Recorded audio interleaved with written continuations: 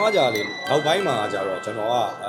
ဇက်ရုပ်တော်ရွေးရဒါပေမဲ့အခုဒီကားမှာဆိုလဲဘာပဲပြောပေါ့နော်ကိုလောက်ွက်လေးတစ်ခုနေရာတစ်ခုရတယ်ရတဲ့အတွက်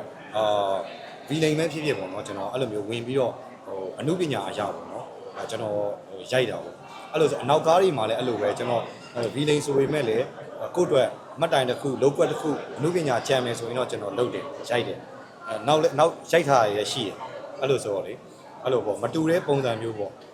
မပွေးနဲ့အမတ်တရားတော့ကျွန်တော်နဲ့အတူရိုက်ရတဲ့စီးမှာတော့အမတ်တရားဖြစ်ပါတယ်အဲ့ဒီကတော့ရိုင်းနဲ့ဟိုပါပေါ့ညနေဆောင်တော့မှရိုက်တာမိုးချုပ်သွားတယ်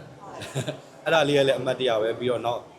မပွေးနဲ့အခုလိုမျိုးဟိုပါပေါ့ရိုက်ထားတာရောပြီးတော့နောက်တစ်ခုကငငယ်တုန်းကလည်းကျွန်တော်ဟိုနတ်မိမဲ့ချီရကျိုးဆိုရဲဗီဒီယိုကားလေးလည်းရိုက်ပြီးတဲ့အမတ်တရားပေါ့နော်